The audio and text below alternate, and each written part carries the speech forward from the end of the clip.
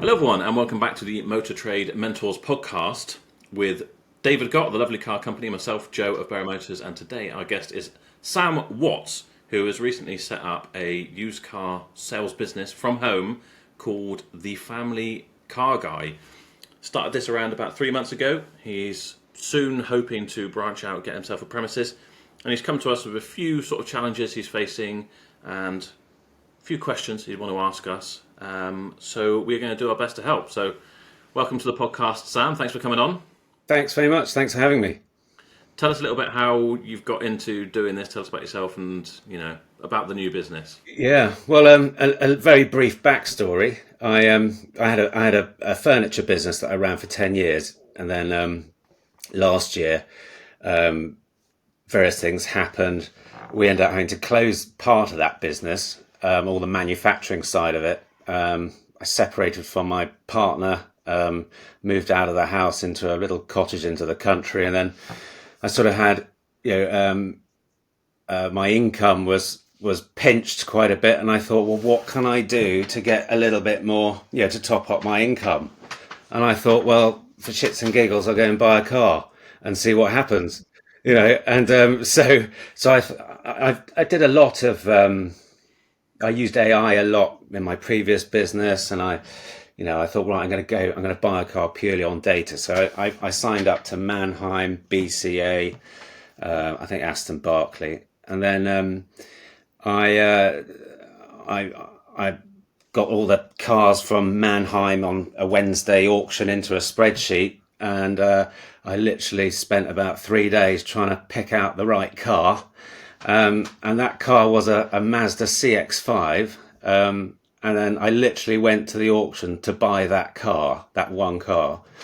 And I went there, and it was like the last car in the auction to come through. And I'd never been to an auction before. I was absolutely cacking myself. So I didn't know what to do, this nod, or anything like that, how serious I had to be. And so it came through. I was like, all butterflies and everything, didn't know what to do. And it came through, and I started bidding on it, and I think the cap clean on it was about 5.4 or something like that, and I got it for 4.5 plus fees, and then there was a really healthy margin on it. So I then came back, washed the life out of it, got it all prepped. The first car is like you like treat it with cotton wool, don't you?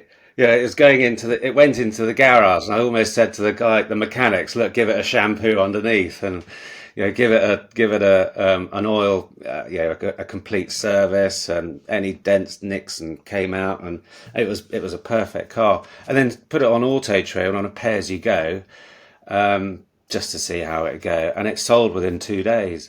So, and then thought, it can't be this easy. It can't be this easy. You're hooked So now. That's the problem. yeah, It's always so easy with the first few. lucked out. And so I did exactly the same thing again, and went to Mannheim the following week and bought two cars. I bought a Ford Focus, no, not a Ford, a Ford Cougar, and a Kia Sportage, and did exactly the same with those cars. And the Cougar sold within 5 days, but the Kia Sportage, which I bought in May, I sold last week. So, and then since then, I've bought another few cars just to top up the. Yes, I've had about 3 cars on the go, 4 cars on the go at any one time. And I bought a Range Rover Evoque, and I bought and that sold within 10 days. So it was great fun, And then I've had probably every problem thrown at me that I could have,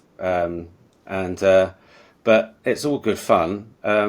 Loads of questions, but I'm figuring a lot of them out for myself as I go, I think. But but yeah, so that's how I've come to become a car trader. But I chose the Family Car Guy because down here in Devon, around the country lanes, I just want to specialise in a sort of, a group of people. So little SUVs, sort of estates, or whatever, and something that can get round the lanes here, and offer a personable service. So yeah. It's good. I mean, it sounds like you've got off to a good start. Do you think you enjoy it Yeah, I do enjoy it. I really enjoy it, and I tell you what, I really enjoy the buying side of things.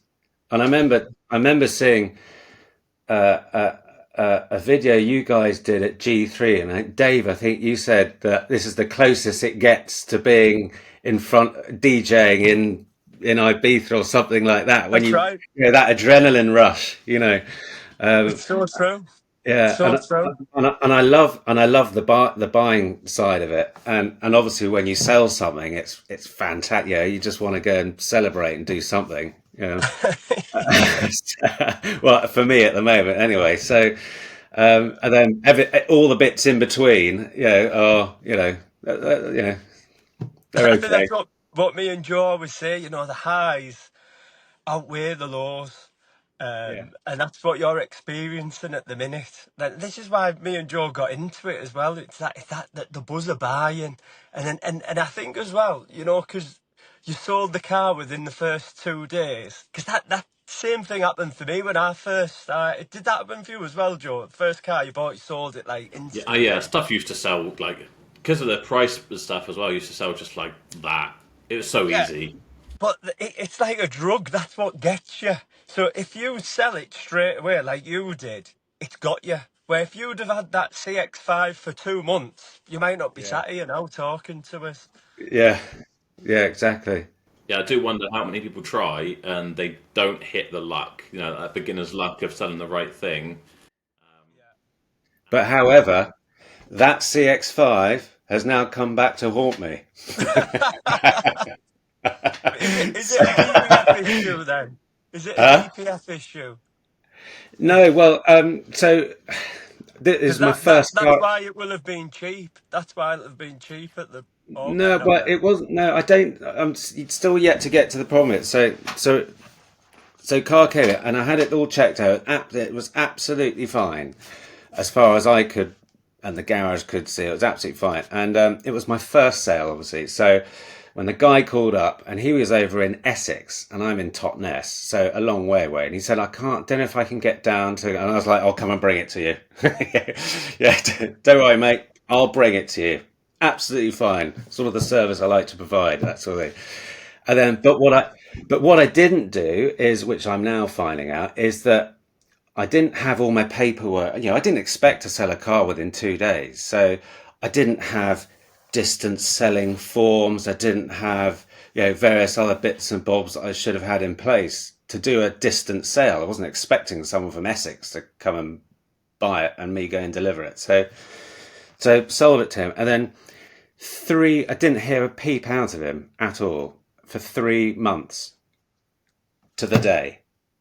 And he sends me an email saying, I've got some problems with this car, and I've had some work done on it, and it's now running absolutely fine, but I've lost confidence on it. I'd like you to buy it back.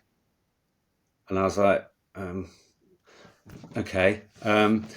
So I signed up with logistics and got a membership thing going with them, and then they took it over. And yes, in theory, I could buy that.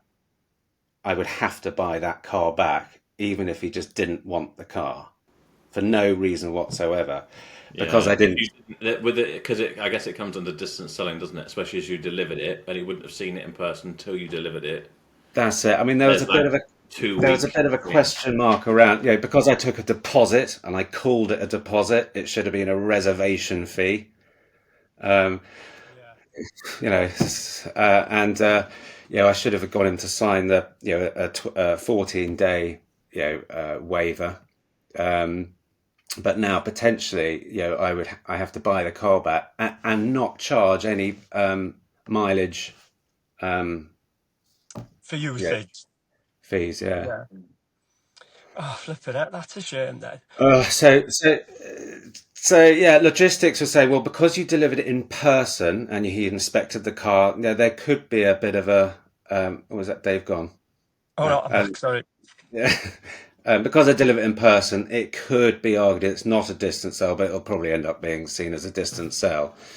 So I literally went back to him and gave him some other options. But to be honest, I don't think he knows his right. And not that I'm wanting to sort of not tell people their rights or anything like that, but for me, actually, the best option is to actually buy the car back now instead of a year and 12 days, I think it is, down the line, where he can reject the car and then have a whole year's worth of mileage on it, um, and other issues. Yeah, But the car is there's running. a phrase that you see in all the sort of trade groups and whatever. It's just refund and move on. And unfortunately, sometimes when it's all a learning curve, isn't it? If it's the first car you've sold and already you've had a good learning, you've had a good lesson from it. Yeah. I mean, when my previous business, we used to manufacture bespoke furniture, bespoke tables, to households all over the country. And in that whole 10 years, we didn't have one table returned, but we would go and repair if something, wood splits or something like that. Nothing you can do, wood moves and all that sort of stuff. But when you get that initial call, and say, I've got a problem with my table or car, you go, oh God, your heart sinks, doesn't it? Your heart completely sinks. And then when you actually go and do something about it, you feel fantastic because you sorted it out. And in a way, that customer is going to write a fantastic review because although they've had a problem, it's you fixed it and sorted it out. So I think I'm going to have to buy this car back, and I'll get it back. I'll tart it up, and then it'll probably be here for 2 months. I won't sell it for 2 days. But that's good that's good that you've got that mindset already. You're already prepared for it. You've already had this experience in your previous business. Yeah, yeah, and you got, and it's if you keep the customers happy, I think then you'll keep your mind happy. But I can see how for some people it could really eat into their and destroy them. I mean, at the end, like, yeah, it's good that you. Yeah, it's a bit of a lesson. Some customers I always see, and I just think that's a person we will never make happy. And in your situation, there's nothing you can do about it. If he's changed his mind and no longer wants it, and unfortunately, due to a technicality which is irritating and probably shouldn't, doesn't seem morally fair, there's not much you can do about it. It's going to have to be dealt with. But Hmm. you will, for me, like you say, your heart drops when you get a warranty claim. Mine does to a degree, but it's just there's so many of them all the time because it's just part of the business. The more cars you start stocking, the more you start selling, it is going to be part of it. Yeah, But like you say, it's managing um, how much stress is on your plate. And sometimes we just had one where we sold a guy one car, he took it and he, wasn't, I don't know what it was. I think he bought it and he was reasonably happy with it, but had a couple of little things that he was picking with. And it was a really cheap car. I didn't want to sell it in the first place, but it happened to be on the forecourt as a part exchange. And he came in and was interested. And of course, the salesman was like, yeah, we can, we'll sell it to you. And sold it to him anyway. Then he decided he'd come back and he'd part exchange that for something else. And then he was like, oh, there's something wrong with this car. There's something blah, blah, blah. Then, okay, well, no worries. We get it back and we checked it over. Nothing wrong with it whatsoever. He thought he could hear a noise, but there was no noise. We checked it in the morning. We checked it in the evening. We checked it when it was hot, when it was cold. No problem. He's like, oh, yeah, I feel like I'm losing confidence, whatever. So he wanted to bring that back for a refund. I'm like, no worries. Just refund him and let's just get it up for sale straight away because there's nothing wrong with it. And then he's like, oh, that other car you got coming in, like, I'm not saying I want to buy it, but can I? And I'm just there, like, don't fucking go, let him have anything. Because some customers you can't please. And if you could, yeah, that's when I would drive myself mad. Is yeah, trying to keep the wrong customers happy. The other thing is the next person you sell it to, you'll never hear from him again. yeah, You yeah, know, there's so many cars we've bought back because what Joe's saying, oh, there's a little noisy, and you just think, right, give him the money back. Next person buys it, you don't fix it because it's a ridiculous, because all cars have got little noises here and there, and then you'll sell it to somebody else and you'll never hear from them again. yeah. So like Joe's saying, just refund the money and sell it again, and then the next car you sell, you might get a really nice part exchange as well. There's always a silver lining. Ah, Yeah, fab. there is, there is. I mean, it's quite a big pill to swallow, to buy a car back because it's sort of all right. We failed on that customer, we failed, but and because he wanted me to pay for, he had he wants an inspection of the camshaft, for instance, and I'm like, well, okay, well, I don't really want to start throwing money at an inspections. I think I'm just going to buy the car back. Yes, and any inspections I'll do, or we'll get our guys to do. Well, exactly. Do it under your own time with your own stress without a customer chasing after you. And like you say, it is a bitter pill to swallow, but it's not as bitter of a pill as it would be if you go on and argue with him and he goes to court and then he wins because of a technicality. It costs you even more money, by which point the value of the car's gone down even more. It's just you have to take action. Just get it under your control. That's I think Dave said it before in a podcast. Maybe it's part of the reason why we like being car dealers is like a bit of control. You have to you're in control of everything, and you can control what you can sell, you control what you don't sell, you can control how you sort of deal with problems. But Yeah, nip it in the bud. And well, also as well, just remember about your mental energy, because this job takes up so much of your mental energy. Buying the cars, prepping the cars, dealing with customers. So if you have a customer that wants to, take you to court, you've then got that hanging over you for 2, 3 months, where you could just refund the money and sell again, and then it's forgot about. I certainly didn't come into this business to start going to court. That's why, yeah. And so yeah. I mean, keep him happy, and we'll buy the car. I'll buy the car back. And I think the mistake you made as well was going and delivering the car to him. Like when you said, "Oh, this is the service we provide," you've got to under promise and over deliver, not over deliver, because then they expect the world from you, and that's what this chap's probably thought. I know it's probably because you're excited and want to make the sale. But again, it's almost like no good deed goes unpunished. Because if he'd come to view it and bought it, you wouldn't be in this predicament. It's just because you wanted to, help Yeah. out and make it easy that you get tucked up. It's but that will come with time. A bit of confidence, just that you've got the product that they want, and they will come and get it if they want it. And if you're putting more, you're greasing the wheels even more and more to get him into this car, it's not a stable foundation for them to have that car and keep it. So you're better off not, I would say.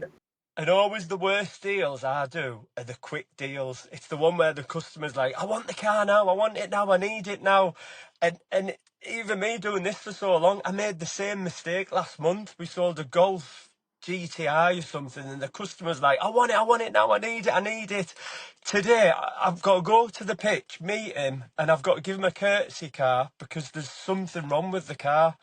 And that was because I didn't prep it properly before I sold it. I seen the money, and I just wanted the money where I should have just prepped it properly. I should have done all. I mean, don't get me wrong, it did go out okay, but I rushed the deal through too quick. And when you rush them deals, they always seem to come back to you. It's yeah, it's yeah, but also it just when customers are that pushy, it's almost you can't you have to be rude to get the point across. No, you can't have this car without us having prepped it. I'm not doing it. It's like, oh well, I don't care about the MOT. I don't care about the warranty. And I've said to people before, it's like you don't now, but you will when something goes wrong, and then it's going to be my problem, not yours. And I'm sorry, but that's just not how we operate. And exactly like you, Dave. I don't always do it, but you will soon learn, Sam. You and this job, you just get to read people so well. And I can't believe that sometimes some of the staff here don't see it because a car will go out and I'll be like, "Oh yeah, he bought that car." I'm like, "Oh really, that guy?"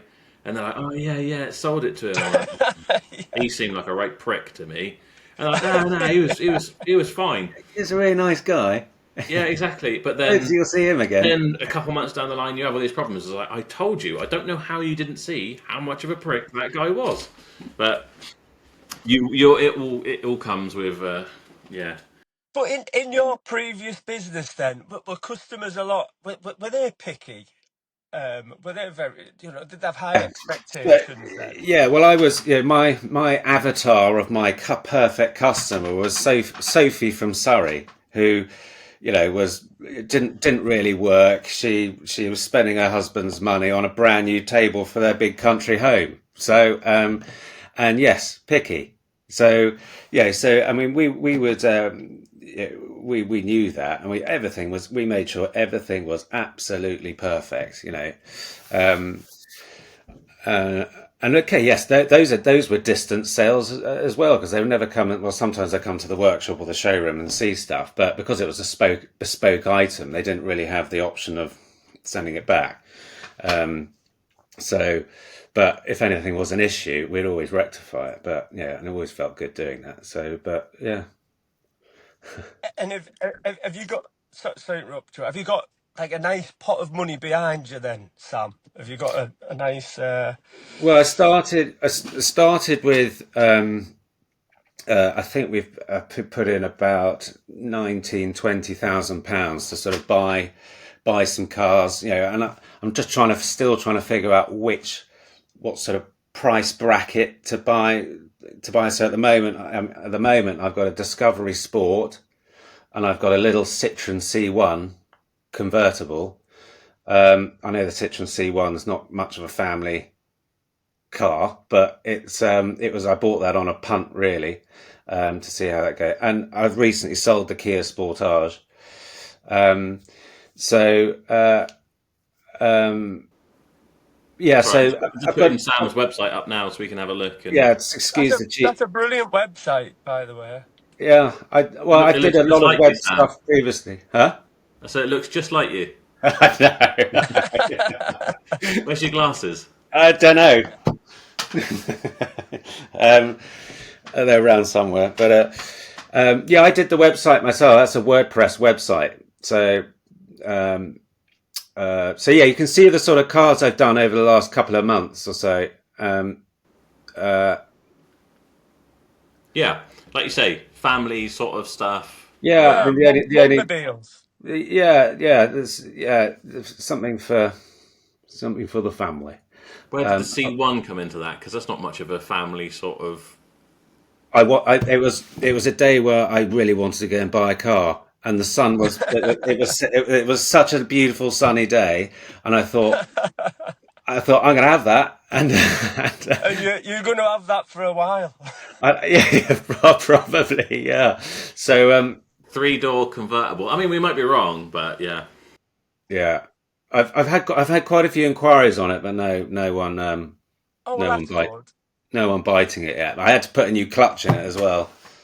It was I picked it up, and the bite point was really, really high. So I just put a new clutch in it. See, I don't want to shit on your parade, but you can adjust the clutches on them, so you might have Well, got away with putting a clutch in. I asked them if they could adjust the clutch, and they said it was a hydraulic and it's non-adjustable.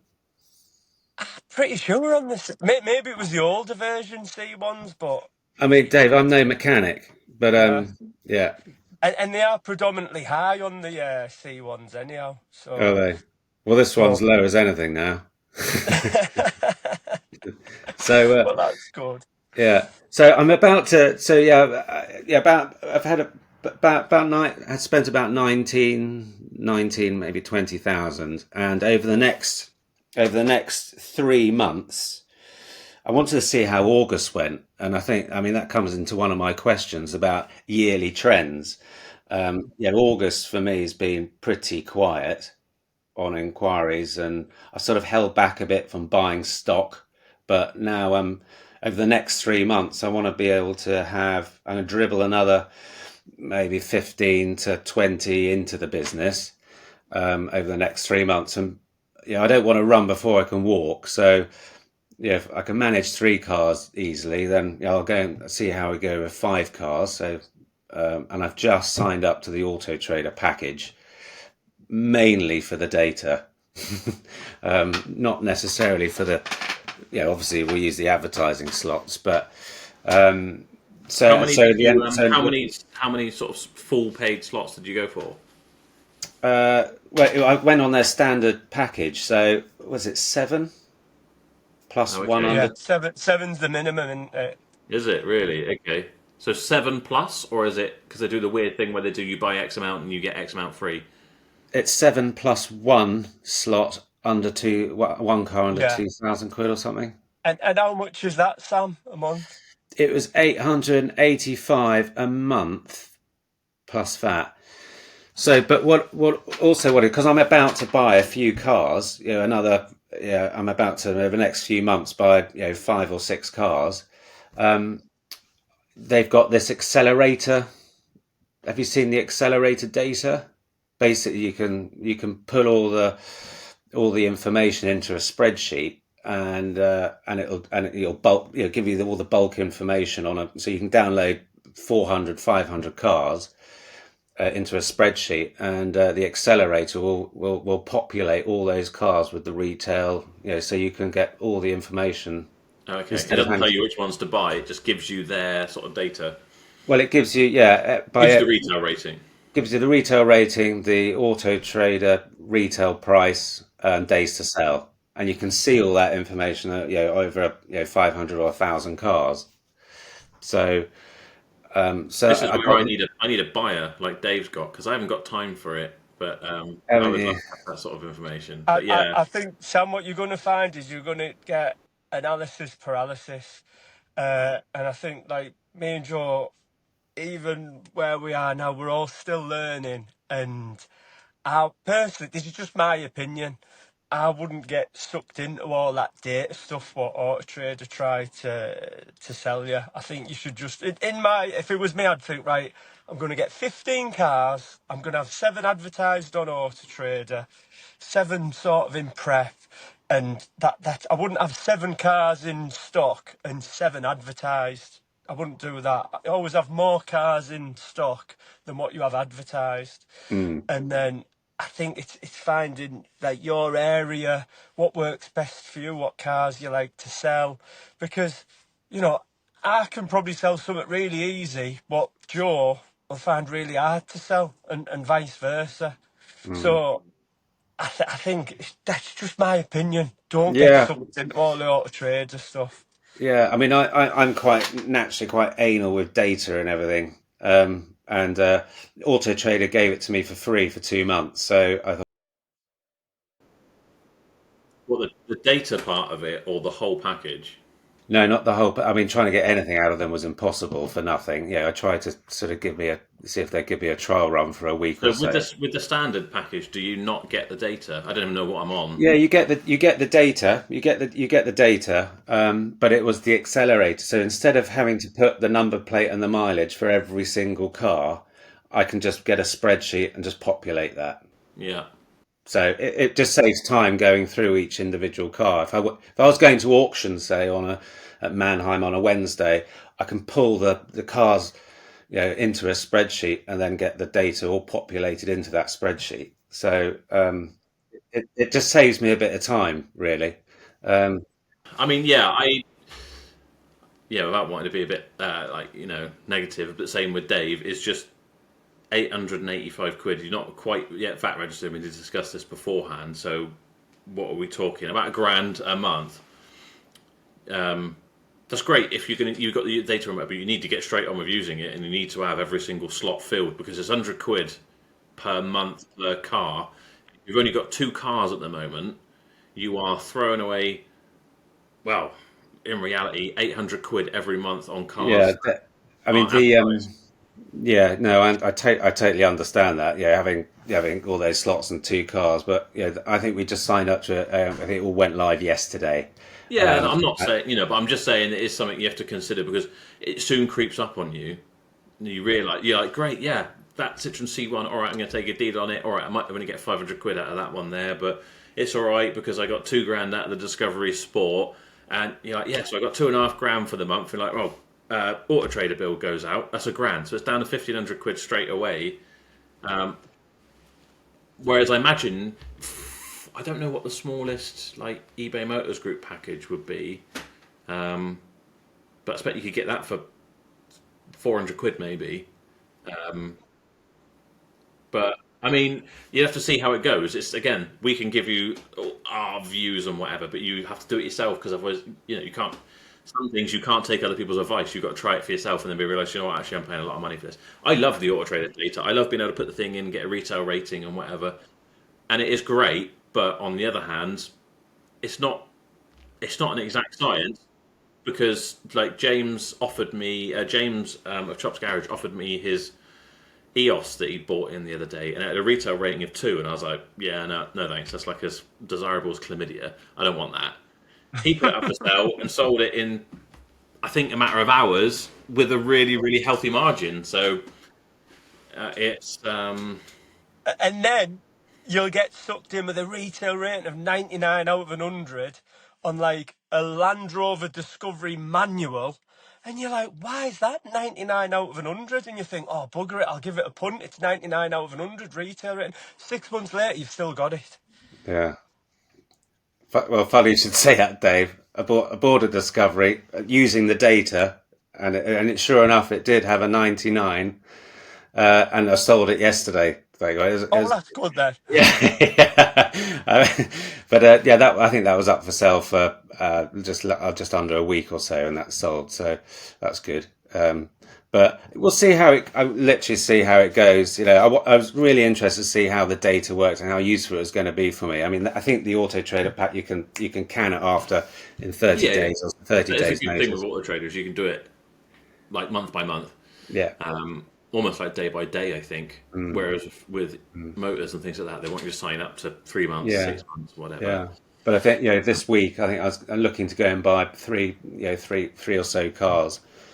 And I wanted to sort of have the data there just to refer to, but I'll know in the next couple of months or month or so Well, if whether it gives you the confidence in the short term, then if it keeps you on the right track, then it's worth the couple of grand it's going to cost you, and hopefully, that you turn that into profit anyway. But that's the plan. Yeah, I we'll see. think, yeah, I don't know. It's a mixed bag, isn't it, amongst the trade people who rely on the data completely, and other ones who go completely against it and just go off gut. So you've got to try both really and see what gives you a better result. But What do you find, Joe? Do you always go with your gut more than anything? I, well, yeah, gut based on experience. So I know that we'll sell Land Rover products quite easily, depending on which ones it is. Not the full fat Range Rovers, but sports and Discovery sports and things like that. At least at the moment. So if I sort of saw, say, like Sam's got, for example, the manual Discovery Sport, and it told me it had a retail rating of 10 out of 100, I'd still be like, I'll sell that because it's a Land Rover. It's got the badge. It's the right price. It's cheaper than it would have been 12 months ago by a considerable margin. Someone will want it. You kind of just get to know your customers, I guess, and just know that someone's always going to want a Land Rover Discovery Sport over, like you say, your Kia Sportage because the badge. Simple as that. So some things I will buy and it might not even have a retail rating, but I'll be like, yeah, but look at the value, what it is. It might be like really high mileage or something, which is not something I really want to do, but I can still say I know that will sell because it will be so cheap that someone will be like, "Oh, look how cheap it is." And it will, some of those things. It's a luxury, desirable product, isn't it? The Land Rover badge at a very affordable price. The problem you've got though, Sam, being starting out, and what's going to hurt you the most is, so Joe, he can sell these Land Rovers okay, but he's got mechanics that can fix them. So when these Land Rovers, which quite a few of them will come back to you, that's when you're going to be having the problems, fixing them and getting them repaired. So you're going to need to find a good mechanic who you can trust to fix these type of cars. And have you got a good mechanic at the moment that you're Yeah, using? I've got a really good relationship with a garage down the road. Well, two garages at the moment I use between them, and they're I know them pretty well now. I've spent quite a lot of time with them. So You're gonna get to know yeah, them really yeah, well. yeah. I trust them as well, so which is good. And they each garage is good for different things and different cars, and you start learning that. And not that I need to, but I'll probably look at another garage who specializes in something else, just so I've got the option. But yeah, Yeah, That's good. Now, going back to what you were saying before about like yearly or seasonal trends, I guess is what we're trying to say, isn't it? About whatever. Just to add insult to injury, you probably pick the worst time in the world to do your big expense on the auto trader because it's probably not going to pick up for another month or so. I would say. I don't know if Dave thinks the same, but obviously school holidays. I mean, I'm not very good at tracking this sort of stuff, and everyone will say that like Christmas is usually like December's really quiet because it's running up to Christmas. But I think that depends on what your market is. I always used to do quite well in December, and I think that's maybe because people are spending loads of money on their family, and they're like, "Sod it, I want to treat myself as well." If I'm spending all this money on the kids, I'm buying myself a car or whatever. Or maybe they're in the mood for spending already. But other people will be dead quiet. January normally quite strong, and then I think March is usually about the best month. Yeah, March is always the best month, I think. Is that something to do with new registrations or something, or is I it think just a so, weird yeah. anomaly? Yeah. I always remember the Close Brothers rep saying March is when everything kicks off. And if I look at it from March up until July, you seem to have a really nice momentum from March to July. And then this is when I get a bit depressed because it's August and everyone's on holiday and it's like the wheels have come off.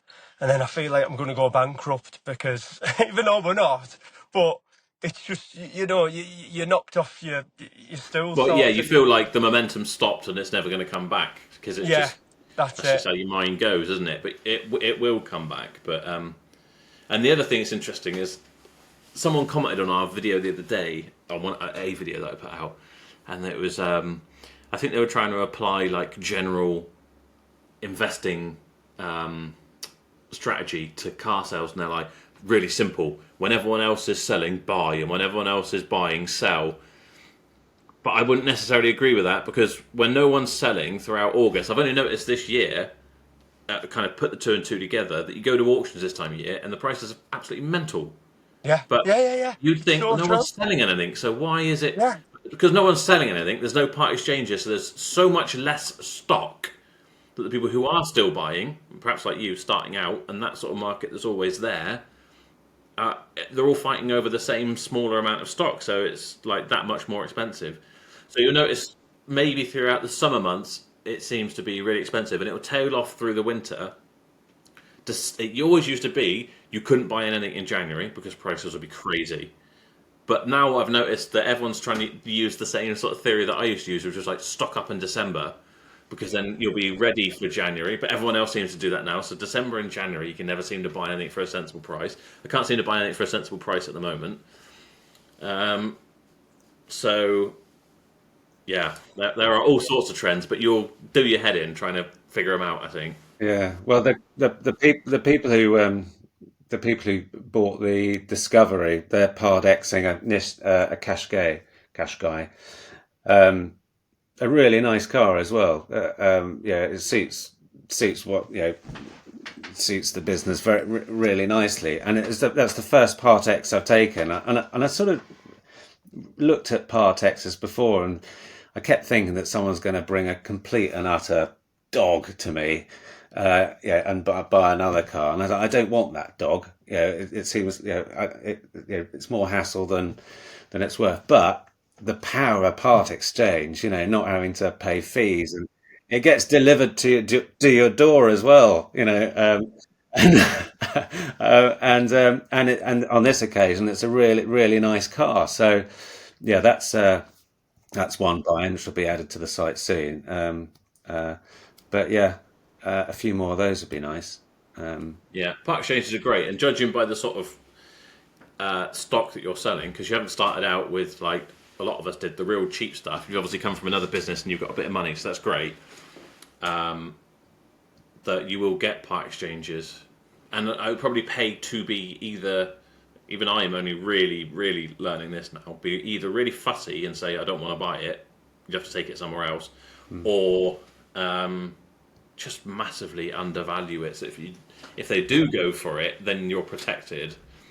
Yeah, Because again, for me and Dave, when it happens to us, it stings and it's annoying and it, you know, turns your stomach. But for you, that could wipe out the entire profit of the last two cars you've made, and then you've got the headache of getting rid of it. So Yeah.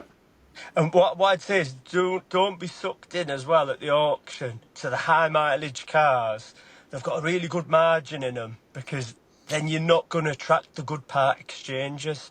So Yeah. if you stick to like the low mileage mummobiles, That's then it. it's likely you're going to get if you're going to get one with I don't know an Evoque with 40,000 on, and then you might get a really nice, like say, Qashqai with 60,000 on, and you'll sell it straight away, and then you might get a little chain going as well of part exchanges. That happens a lot. Yeah. So just try and remember like attracts like as well. That's Where it. yeah, if you go in the auction just buying all the high mileage stuff, because that's the mistake I made in the beginning. I just looked at the margins on the high mileage stuff, but it just never worked for me. It never has. I still Yeah. do it. So Yeah, Yeah. but you buy the desirable high mileage stuff. well, yeah, You yeah, yeah, yeah. know, I mean, I look at I used to see a cash car with 90,000 on full history, and I think, oh, that's great. It's got full history. It's a family car, but no one wants to buy a 90,000 mile cash car that's going to have something with 60,000 part exchange. They're just going to have like a flipping scrapper that they're going to part Yeah, yeah, exchange. You Yeah. know. So it will keep you up at night thinking of all the different yeah. strategies you can do. Yeah. Yeah. But yeah, it's a case of you have to try it and see how it goes. But Yeah. um, Yeah. so we got a few before you came on. I was asking you a few different things, so we should probably try and tick a few of these things off. One of them, we've already kind of discussed, really, which was documents and what you need to do to be kind of protecting yourself against comebacks to a degree and just making sure it's all right. So Yeah. obviously you need a decent invoice. Have you got like an invoicing system or something? Yeah. I use Zero. Okay. Uh, Then PDI sheets. So whether you can buy them on eBay, just like a duplicate book. I know you said you do like a check type yeah. thing, kind of like a PDI, but again, you want them to sign it and have a copy each. That just kind of it's good for everyone. That's how the car was at the time. It's not a cast iron guarantee that if something comes up with the car later on, you can say, "Well, you signed this," and it said it wasn't. But it shows that you were doing all the sort of stuff. I assume currently you're doing fresh MOTs on everything. Yeah. We'll make. Yeah. I mean, if it's fresh. Yeah, Everything, everything I goes out. mean, we don't always. I mean, we'll do like if it's got a minimum 6 months MOT. Basically, if it hasn't, then we'll do a new one just for ease of everything. But if anyone wants one, we'll do them. But again, if you're not doing a fresh MOT, then maybe like an independent check or pre-MOT or something. But I mean, I think it'd be simpler just get an MOT. Like you say, if you're doing a distance sale, which you might be better off trying to avoid, really for a while. Yeah. You need to Yeah. like you say, you'll make sure you've got somewhere, even if it's just in an email, in writing that you said that they've got 14 days to reject it. Because if you don't, then it's 2 years. If you don't tell them, they've got 2 years to do it. And obviously, like a warranty. So you're saying that you've been doing some self-warranted and some like Yeah. third party. Yeah. Anything local. Yeah. I'd self warranty and then. I never used to. I mean, I always used to just write on the invoice, just 3 months, 3,000 miles, whatever it was. But if you got it sounds like you're quite sort of data driven and whatever. Just whip up a quick thing that kind of goes over. You find a template somewhere, what it does and doesn't cover. So then you're not going to have an argument later down the line. Oh well, I assumed it would cover this, and you'll say no, it doesn't. What is it? What is it? You do It's 3,000 miles, or 3 months. 3 months, Whichever comes soonest. and it covers. I think I heard you saying, was it engine, transmission? Yeah, I mean, so basically the simplest way to think of it is they're going to have 6 months of Consumer Rights Act cover anyway. So ensuring that the car is fit for purpose. Bearing in mind they're buying it to do the shopping and get to work and whatever.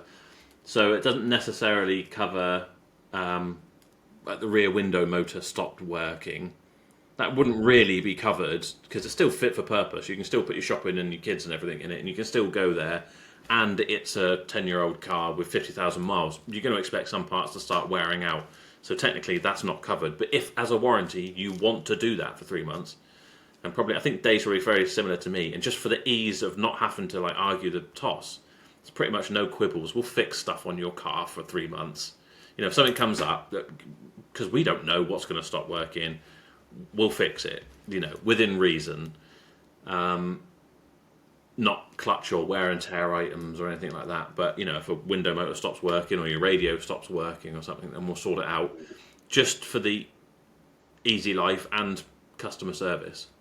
But there's no actual genuine obligation to do that. So it's whatever you want to do, really. But my thing always used to be like major mechanical. When we're selling cheaper cars, we'll cover the major mechanicals. If your gearbox or engine goes, or brakes, or other than brake pads and whatever, but something to do with the brake system, we'll cover it. But all your other niggly bits and pieces, like your rear wiper motor and all that sort of stuff, we're not covering. So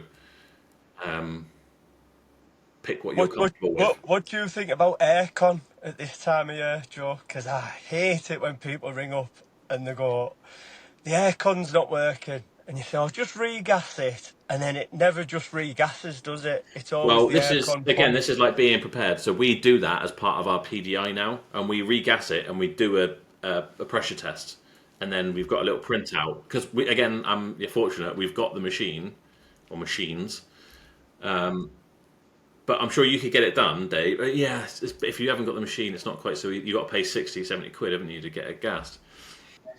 But how good are those?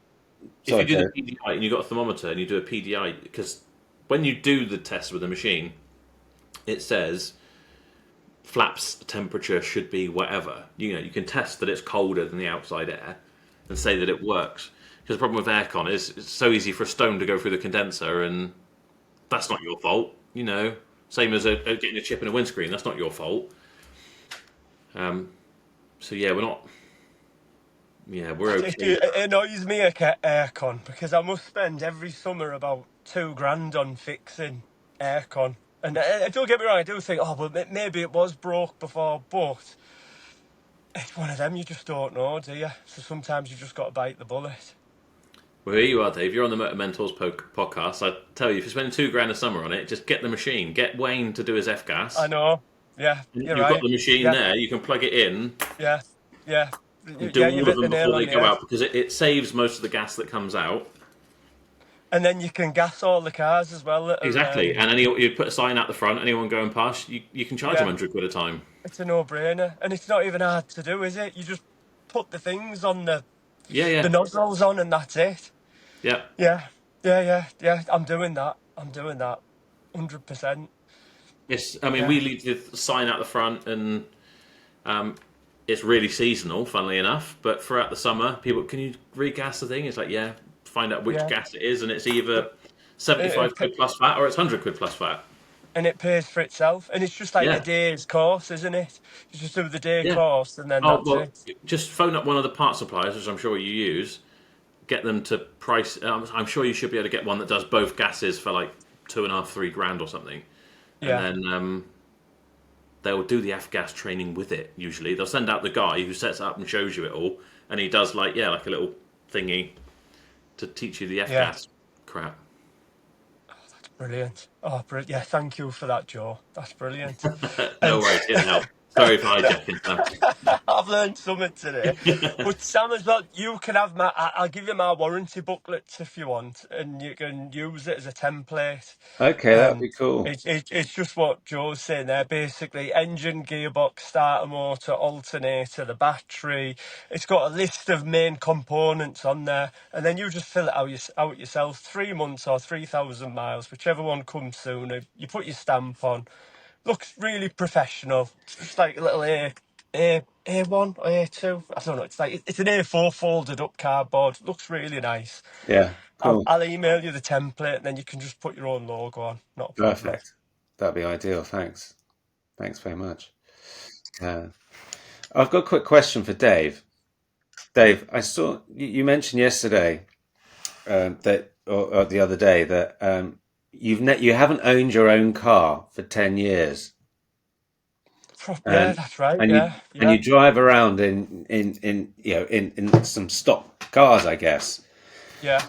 So are you driving? I mean, I'm going to be selling my car soon, or getting rid of my. I mean, I drive around in a beaten up Vauxhall Astra. I mean, you should see the state of this thing. And when people come and view cars, I sort of go and throw it in a hedge down the road, so and, just to try and make my little forecourt look a bit neater, because it does pull it down a notch or two. Then, so do you drive around with trade plates on all the time or something, or how do you work that So, one?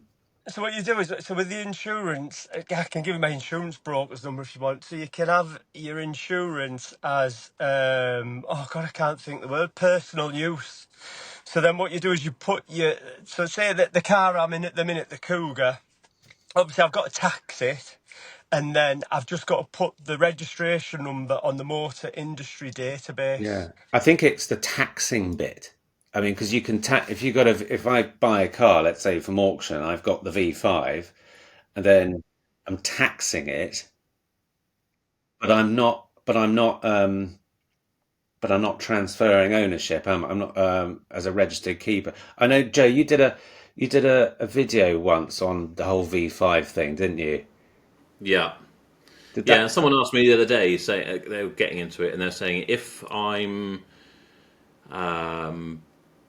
I've put a car into trade, you've bought it in, or the auction house has, do I have to transfer it into my name before I can use a new keeper slip to tax it? Which obviously you don't. This is what Dave's doing. This is what I do as and when, because never really transfer anything into my name, because why would you? It just adds an owner, and I'm probably going to sell it at some point. Yeah. Do it off the new keeper slip. It does become a bit tricky when you then want to cancel it, but I expect the way Dave does it, you do it on direct debit, Dave. Direct debit, yeah. Yeah, do it on a direct debit. Then all you got to do is cancel the direct debit, and you can.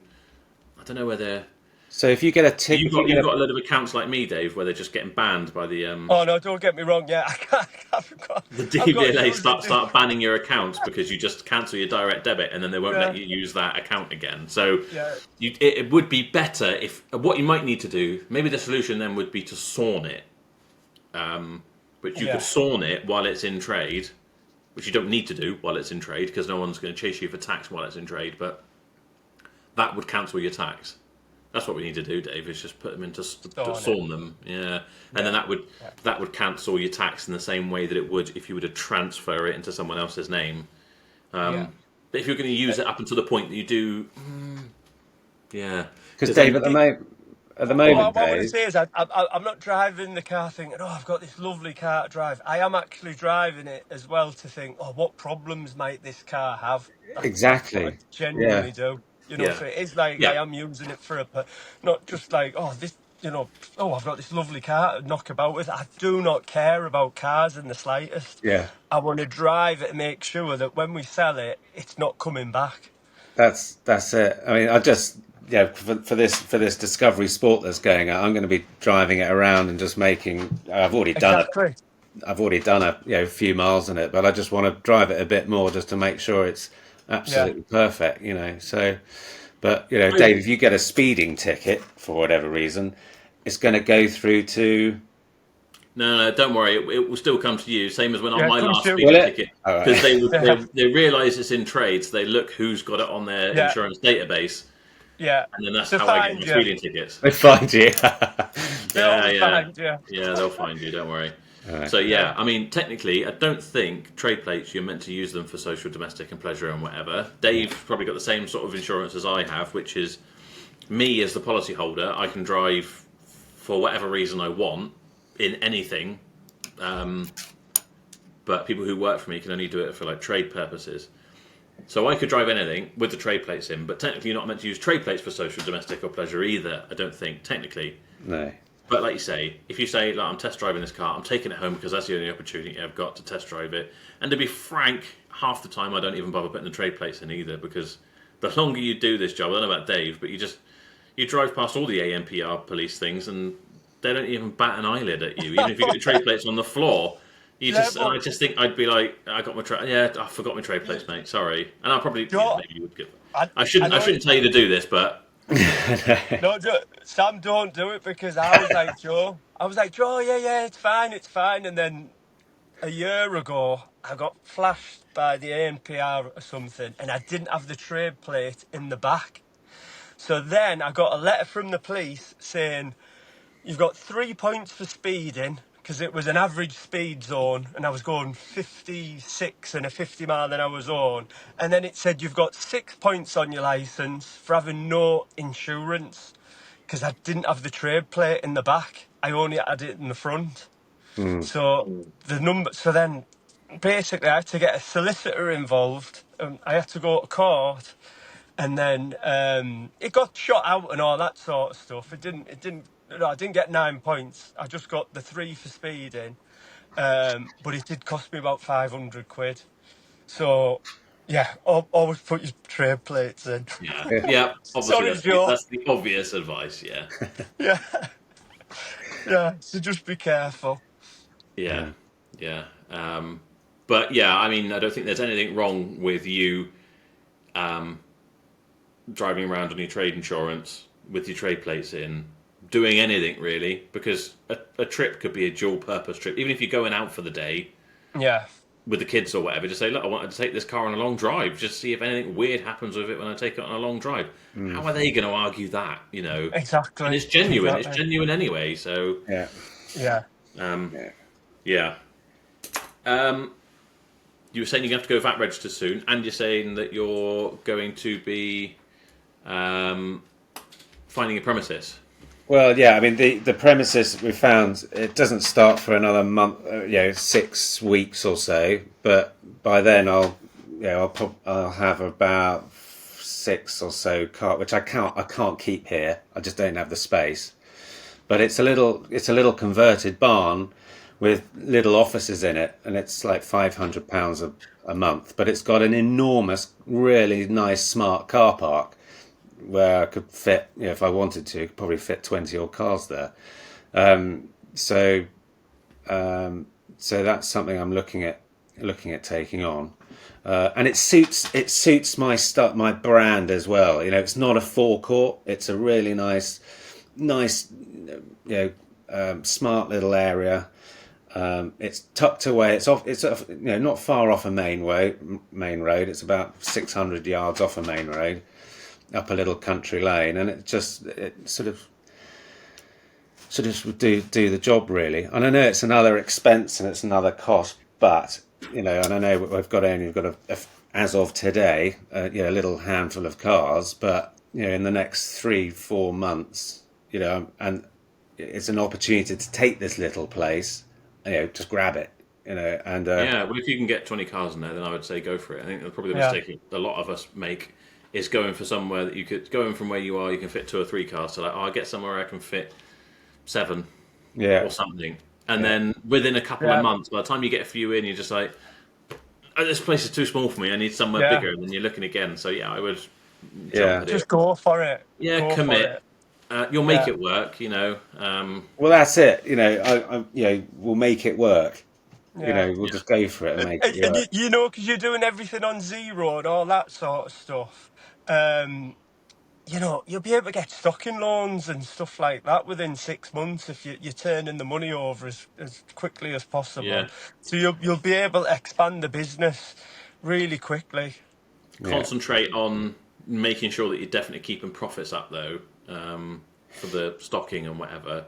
It's easy to kind of just throw everything, like take lots of chances. I mean, well, maybe for me, just because I'm so ADHD, like try this, try that, and you lose. I lost a bit in that. It doesn't matter because we'll just reinvest it and we'll do something else and whatever. yeah, yeah. I think Yeah, so. for me, it's a job to keep sensible sometimes. Yeah, I mean, so far every car I've bought and sold, I've made a good, a comfortable margin on every car.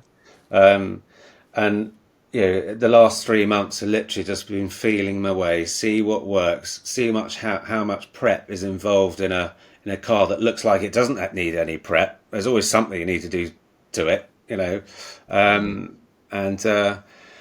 and just gauge from that, how much prep do the expensive cars require. As you say, Dave, later on down the line, you'll need to spend some money on that, on warranty stuff, or things coming to bite you a bit later on certain cars and maybe not on others. Yeah. So yeah, just feeling away, getting the right cars in, and then building up the stock with Yeah. with That's it. the cars That's that I'm it. happy and comfortable with. Yeah. Yeah. Yeah. I think you're going to do really well, Sam. You've got the right mental attitude for it, and also I think with your previous business as well.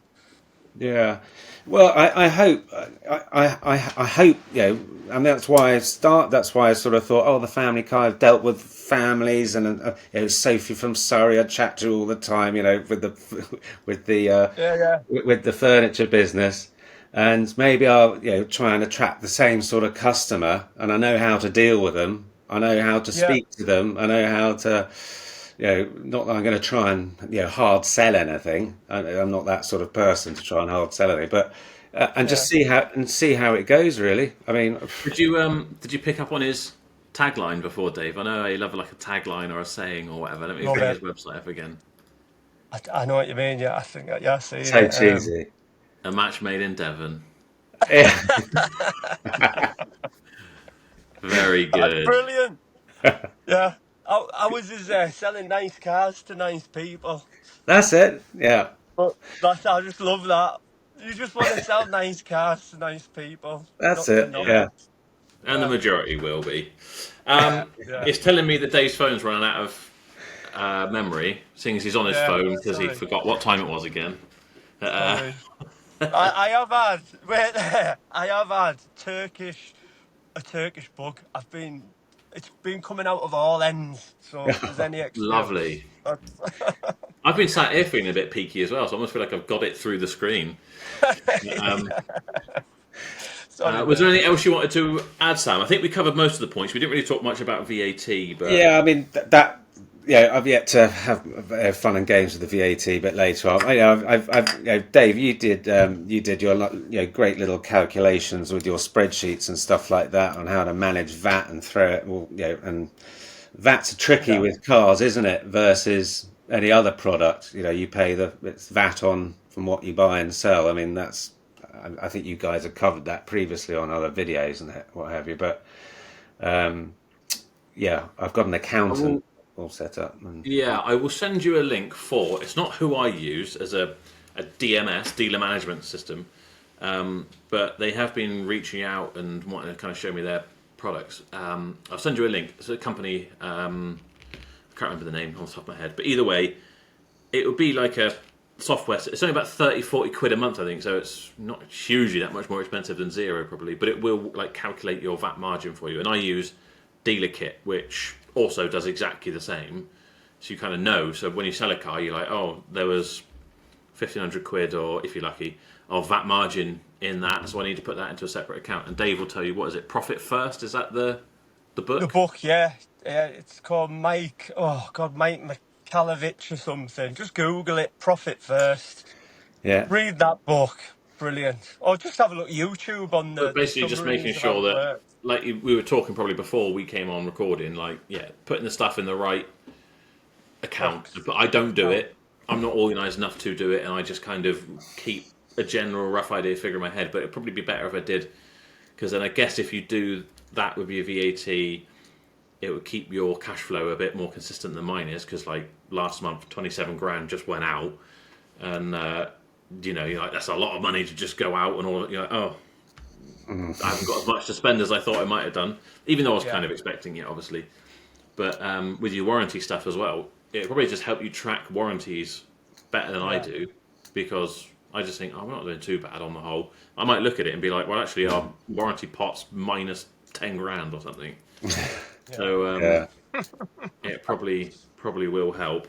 yeah. I will be Um, splitting the account of doing what you were suggesting, Dave. Split the account into stock, VAT, warranty, and just Yeah. manage it that way if I can do it. Yeah, I'm I sure think you're you know probably you. aware as well, but hopefully you've got all your old receipts and everything, because you'll be able to claim for the last 3 years VAT back as well. So Yeah. that'll be a little boost yeah, for all And your. the other thing is, if you do separate it, I don't. For me, since I've done that, I've never stressed out about this job, as in finances.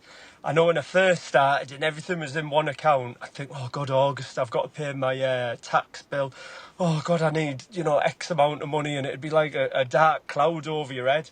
But Yeah. when you separate them accounts, it just helps you sleep at night. It's just Yeah, it's really already taken nice. care of. You don't have to Yeah. take Yeah. the thinking out of it, hasn't it? I used to And do the it. other thing is, you know your VAT account. You don't have to pay the VAT. It's like every 3 months you pay your VAT. So it's like an interest-free loan for 3 months, and you can use that VAT money. If it's the beginning of your VAT quarter, I'll take the money out of the VAT account to buy your car because I know I'm going to Auto sell Trader that tells car you that within. car's definitely going to sell in a week. Then you can spend the money, can't you? Guaranteed. Yeah. But for me, it works. It's it's good. It's good. One other thing I had on my list, we'll try and cover very quickly, was you were saying about prep, and I probably said it before, and you were saying about getting cars prepped in advance or not. Was that basically the gist of what we were?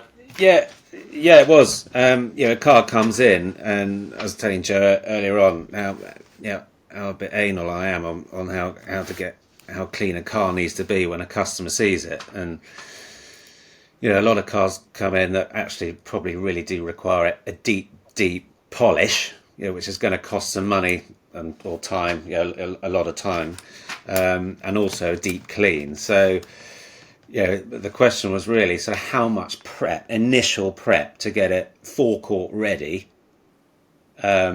without having, and not, do we Yeah, leave the hard polishing to right at the end just before it goes out the door? Um, if at so, all. huh? If at all, If at all. if at all, Yeah. The thing yeah, is, the one mistake, probably that Dave will agree, the biggest mistake people make to start off with is over prepping their cars and Yeah. just pissing their margin away. yeah, Yeah.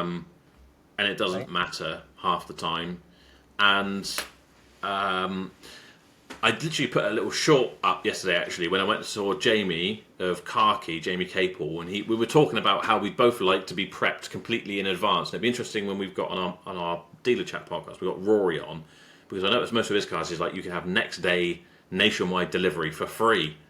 So he must be prepped well in advance before he even lists stuff, which is like a utopia idea for me. That'd be amazing. And Jamie was saying, in that scenario, if you want to prep a car, then you've got time. So you could order your parts cheaply off eBay, like a second-hand Yeah. wing mirror or something, and it will come for 250 quid, and you've got time to prep it. Whereas if someone comes in and says, I want that car, they pay you a deposit, they want it for the weekend, time-wise, you're probably stuck with paying 4 times as much from a dealership to make sure you get that part brand new or whatever. So there's that side to it. But on the other side, for you right now, the most important thing is as soon as a car arrives, take pictures and get it online. Even if you don't take pictures, if you take pictures from 30 feet away if it's really that dirty, and just say awaiting prep, yeah, and the sooner it's available out there for people to see it, the better. And you can say awaiting prep and all that sort of stuff. But when it comes to like wheels being perfect, when it comes to paintwork needing polishing or whatever, if you've got time to do it and great and whatever. Oh, Dave's logging out. I think he's run out of. If you run out of phone storage, Dave. Oh, huh? Am I still here? You're still here? Yeah, yeah. Okay, so someone was ringing. Oh, okay. Yeah, you can over prep in advance because my theory, and it is just a theory, and I could be wrong, and everyone could disagree with me, is that if you've got a car that could probably do with the wheels being refurbished, and it could do with a good polish, and you've given it a clean so it looks clean in pictures, but it isn't perfectly clean. If you've got time to do it, great. If you haven't, though, it's not really going to matter. And I think actually sometimes it can be really great leverage for a deal. Someone turns up and they're like, "Oh, the wheels need doing or whatever," or it could do with a really good polish, and you're like, "Well, I tell you what, if you give me the full asking price, I will get the wheels done for you, and I will polish it all over for you, and I'll make sure that it gets a proper good valet. I want you to be really happy with the car."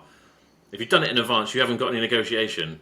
They're just like, the car's great, yeah, but right, let's talk about money, and we want a few £100 off. Whereas if you haven't done it, you can say, look, I'll do all this stuff for you, and it makes me sound like a dodgy, but at the end of the day, we've already priced our cars to what they should be. We're only offering them what they should be getting. So full price includes all this stuff that I'm going to do for you. So, Yeah. and then also there'll be scenarios where people will be like, I don't really care about the wheels, or they said about the wheels, and you'll be like, well, I can get them done for you. And if they're like, I don't really care about the wheels, to be honest, they probably get curbed anyway. Then you just say, no worries, have 150 quid off then, even though it costs you 300 quid to do the wheels. Yeah. So swings around about. Honestly, Sam, Joe has hit the nail on the head. He's hit the nail on the head. Do not just try not over prep them too much. Because the other thing is, as well, is if you get your Kia Sportage and it had sat around for longer than 2 months, and it had been 6-7 months, and you're like, I've really got to get rid of this, that prep money's gone. Yeah. Yeah. Well, You know what I find as well? You know that the Mummobiles, I find that the Mummobiles, the customers aren't as picky. They're not. Not people are buying. Like prestige cars. That you do find that the family cars, the people have got a bit of life experience. Yeah. And for me, the worst customers are your first-time driver customers that are buying a 10-year-old Fiesta, but they're expecting it brand new because it's the first ever car. Yeah. And then at the other end of the scale, the prestige customers who want it ceramic coating and all that stuff. The beauty of the family cars, you're just in the middle. So, Yeah. personally, I wouldn't refurb all the wheels on a Kia Sport. yeah. I'll just leave the dried pile of sick on the back seat and, and a There's baby sick levels on the to back this, seat. Sam. I wouldn't get too carried away. Like I said, you need to clean them to a degree, but No. God.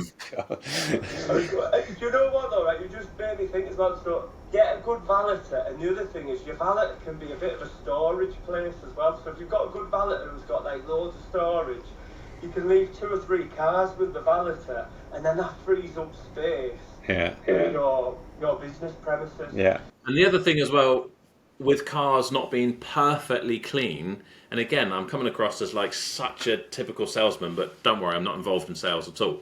But if, like you say, you have to, if you can just put your rose tinted glasses on because it's not as clean as we want, but we are just so busy.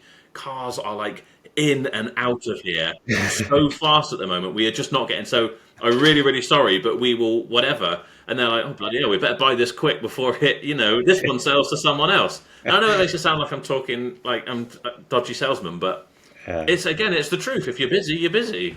Yeah. People love buying stuff from people that are busy. Yeah. Who was it? Did you have someone on your podcast at some point, Dave, who said that if he has like 2 viewings for a day, he'll book them at the same time? Yeah, Craig. So he Was it? said, so he was like, he likes to have, instead of having all your appointments at like 9, 10, 11, 12, Yeah. he puts them all at 11 o'clock.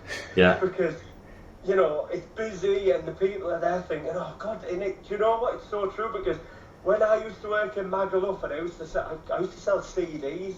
And it was like it sounds a bit dodgy this, it wasn't on the street, it was like outside a shop, and I had like all these CDs on a table, and people would just walk past, if there was nobody there, they'd just walk past one by one. But if you had like a queue of people, everyone's like, oh God, what am I missing out on, and then everyone would buy a CD. It's like herd mentality. Yeah, herd mentality. Yeah. It's exactly the same with cars. Especially if you're starting out, I would get all your customers booked in at 11 o'clock if you've got. It does help because then you're slightly less involved as well, and you're like, oh, I'll run and get that paperwork for you, and I'll run and get this for you, and whatever. And you don't have to spend, for me, having those like awkward conversations and like hearing about, the 10 cars they've owned in their lifetime and blah, blah, blah, blah, and all that sort of stuff. But I guess I've never really fancied myself as much as a salesman, but I guess being a salesman is kind of like being personable and finding out what the person really wants. That's the other thing as well when it comes to prep and things like that. It's just getting a feel for someone, what they're checking out. You might all the things that you're like paranoid about, like the wing mirror's got some scuffs on it, or it's hit a wall at some point because someone scraped it along there, and that's the one thing you think I should have got that checked before. probably won't even notice it, but they'll start focusing on the floor mats, and the floor mats look a bit ropey, and you kind of need to be like, do you know what? I was looking at those floor mats, and it's just reminded me I'm going to get a new set bought, I think, because whatever. It's just figuring out what that person actually wants. Yeah. Because you can prep it perfectly for you, and they don't give a toss. They want something different. They just don't like the brand of tyres or something, and you've already spent your budget for prepping, so. Yeah, nothing's perfect, Sam. Just remember that. If No, you aim for perfection, you're going to make yourself miserable. Yeah. Yeah. I understand that. I think we covered most things. Was there anything else? No, I think we've covered pretty much everything on my little list. But no doubt. This is another one I think we should come see you again in 6 months and see how you've got on with your Auto Trader and your new pitch and all that sort of stuff. Yeah, we'll see. Yeah, we love to have another catch up. 6 months down the line and see where we're at. Brilliant. Just quickly, just remind me. I know you've done your website on WordPress and it looks amazing. But I'd recommend Car Dealer 5. It's only I think it's £400 for the year. That's what our website is. Car Dealer 5. Yeah, CD5 Car Dealer. Is that what you use, Joe? No, I use 67 Degrees. Similar thing, although mine's much more expensive. More, I don't know, but Car Dealer 5 is really, really cheap, and then you just load all the cars in, and it loads it into Auto Trader, and it just makes your life a lot easier. Oh right, it's similar, isn't that? Is it Dealer Kit you were saying, Joe, earlier on? That is a similar sort of functionality, isn't it? Dealer Kit is a dealer management system. So here I am giving you advice, don't start spending all your money on different bits and pieces. But I'll tell you what, just before we end, I'll show you all the different bits and pieces. So I get Dealer Kit up, which is a great bit of kit. Did you actually end up signing up with them, Dave? Or have you got a thingy with them? Or? I haven't at the minute, just because, I think it's quite expensive. £300 a month. Yeah. Okay. But, I mean, for us, the amount of money that I was spending on bookkeeping and stuff like that, and it's cut that right down. See, I don't want to get rid of my bookkeeper though, you see. Oh no, I've still got my bookkeeper as well, which is my sister, so I'm not going to be... But I guess, again, I've got more staff, so it's easier for us to keep a track of all the different jobs. We've got the workshop as well, so we can kind of, this is leads, but jobs, it's got, dent removals, MOTs that need doing, all that sort of stuff, so that's handy. But vehicles, I mean, it's an amazing system. It's unbelievable. When the salesman takes a deposit, you get a text, don't you? Yeah, and I get a text at the end of the day, so I know what's going on. And I guess for me, that's probably better because I'm just a bit disconnected from it these days. But this is our website with 67 Degrees, which does very similar things to Car Dealer 5, I think. But yeah, they're, again, good system. It all feeds over from whatever else, so it keeps... That's the one time killer, isn't it? Is relisting cars, putting them in different places and all that sort of stuff. It's definitely something that organises it all together. And I think, I'm sure I don't use any of it to its full capability, because you'll get a lot of data from that as well. Which ones are getting the most amount of views. There's so much back room stuff that I don't use on whatever. But then, to be fair... have you got a fair bit of WordPress experience? Yeah, I've built websites for the last 10 years, so WordPress experience, not a huge amount, but I'm sure there are bolt-ons and widgets and all that sort of stuff that I could integrate into my site and try and make it. I realised I wasn't actually showing my website then, but I thought it was. But work with everything, so... Yours, yeah. I mean, you can probably do the similar sort of things, because all these websites that we're using is just for people who aren't that tech savvy, like me. But if you can do WordPress, you can probably get the same amount of information, can't you? And you can probably do an automated feed from AutoTrader if you can figure out how to do it. But I bet you there's a having a little bit of WordPress experience now. You can probably get what do they call it? And I want to say widget, but it's not plugin. A plugin, that's it. A plugin that does that sort of stuff. So. But at the same time, in the beginning, keep everything's simple, yeah. To the lowest pot. That's why I said Car Deal 5, because it is really cheap. Yeah. Need them on Auto Trader. Yeah. That's it. So if people want to find you, they can find you obviously at familycarguy.co.uk. Are you on social media? Any other places people can get in touch with you? Yeah, on Facebook, Family Car Guy, and Yeah. I started a YouTube channel just to document the journey. It's called What's on Court. What's on court? That's it. Yeah. So I think I did the first episode the other day, and it sort of goes into what's happening with the Land Rover. It does a little bit of an intro and a backstory so far. So, but yeah, the first one is out. Are we saying like what's on court? As in like what is on court? It's like what's WATTS, as in me. What's Oh, is the on name? on court? COURT. Let's see if I can find it so I can show people. I can't find it. Not as in like not on as in the French on. EN. ON. ON. All one word? No. No? I've probably put it to private or something stupid like that. I need to probably go back and have a look. I'm wondering where all his views are. Yeah. What was it on the Discovery? What's on court? Yeah. The video was on the WATTS. Discovery, was it? Yeah. It's there All somewhere. I'm bringing up is that guy in America that killed In a his court. family and stuffed them in court because he stuffed them in an oil tank and whatever. Yeah. We'll find it and we'll put it on the screen anyway. Yeah. I'll send you a link to it, and then Yeah, do it that way. We'll put a link up and so, there might be some settings here because I've only just literally started, so there might be some settings that makes it a little bit more out there. I don't do YouTube at all. I've never really done YouTube, so I'm what was I going to say about your website? Contact us again. Seeing as you've got the WordPress and you can do the access, it'd be so easy to add a contact form to your thing. That's sell me your car. And again, I think, especially as people will now see you on here and whatever, it's going to be my like go-to recommendation for everyone who comes on. What's that to do? What? Sorry. To buy cars directly from customers. So if people know they've got a car that they think the Family Car Guy might want, that they could send it to you. Obviously, there's no obligation to buy it, but you'll be able to look at it, value it, find out if it's local to you, and buy that way. Because again, you're saving yourself the fees. You get to check it over before it goes through an auction or whatever. Because obviously, it's not going through an auction. And again, it's all about making connections, isn't it? You might find that person then wants to buy a car from you and whatever. Yeah, absolutely. And it's so just when you're starting out, the auction fees are so expensive. They hundreds of pounds.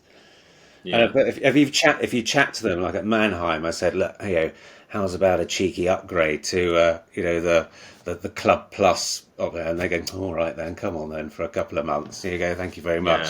Yeah. Well, usually, a tip for anyone: if you say, look, I'm planning on buying. Usually, it helps if you say, look, I buy a lot with another auction house. For me, because I'll always match my buying thing. They'll say we'll give you like a 3-month trial, and if you do buy them, then you get to stay on it. And if you don't, which I never do, do you know who I am? That sort of thing. Yeah, exactly. We don't want you here. Take your camera and poke it. Like the amount of auctioneers now when I'm online, they're like, "Oh, YouTube's bid." Oh, really? Anyway, I think we'll cut it there. Dave probably needs to carry on with his journey now, and he probably needs a laugh, I imagine, if he's towards turkey belly. Thanks so much for coming on, Sam. We will catch up with you perhaps in 6 months or so, and we'll see how you're doing. Absolute pleasure. Thanks, Jay, for having me on.